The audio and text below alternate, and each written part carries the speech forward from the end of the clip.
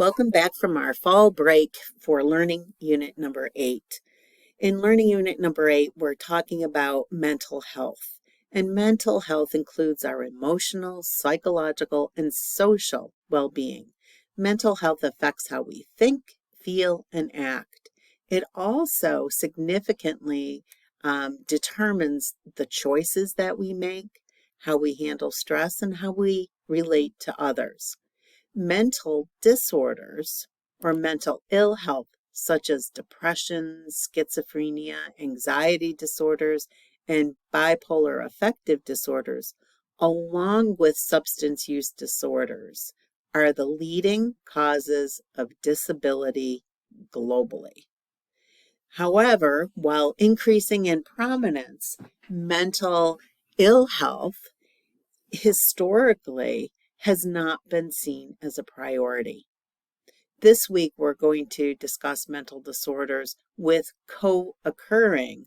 That means at the same time, an individual can have a mental health or a mental disorder, and they are more likely to have a co-occurring substance use disorder, and especially the impact on mental health from our COVID-19 pandemic. So you're going to be reading your chapter 14 in Skolnick and looking at specifically pages 419 to 420 and 436 to 440. So not a whole lot of reading this week.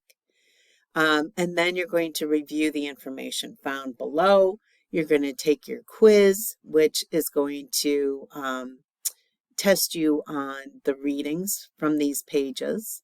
And you're going to do your discussion board 8 with reply. So first of all, this isn't a click on anything. This is just a note that while we know that mental health disorders and co-occurring disorders affect people globally, the data for low and middle income countries is somewhat limited, especially when we're kind of pulling together what was the impact of the COVID-19 pandemic on mental health disorders and substance use disorders. So therefore, for this learning unit, besides our limited readings from the text, we are focusing on U.S. data. But again, we know that co-occurring disorders such as substance use disorders, along with mental health disorders, affect all people globally. So I put your discussion board up here first is because I want you to know that you're going to need to include the information that we're going to go over in just a minute. But you're discussing the key findings from all the reading materials, everything, all the web links that I have here.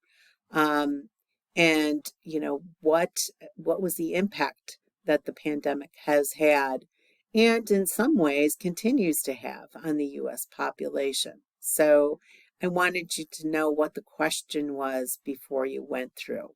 Again, the readings are your textbook readings are what you're going to need to have done prior to taking week 8. So if we look at anxiety disorders are the number 1 mental health disorder. And this link takes you to NAMI, and that's the National Alliance on Mental Illness, and gives you information on anxiety disorders. NAMI is a great source of information, and it's very clear and it's up to date, and I highly recommend that you look at NAMI when you're looking at information for mental health disorders.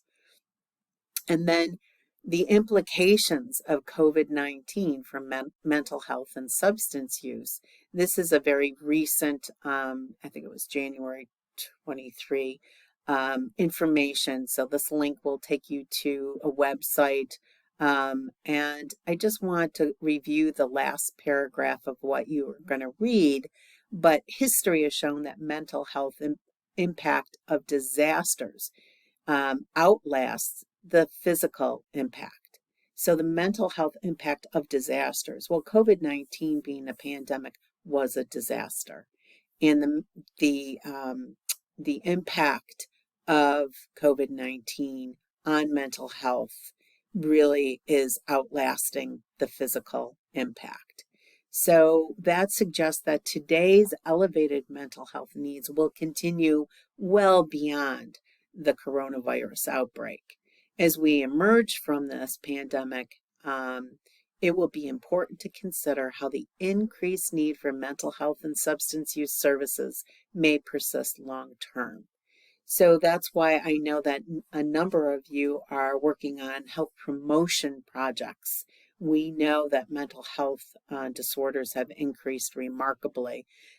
So we're looking at ways that we can build resilience in younger people to help them and to promote good mental health.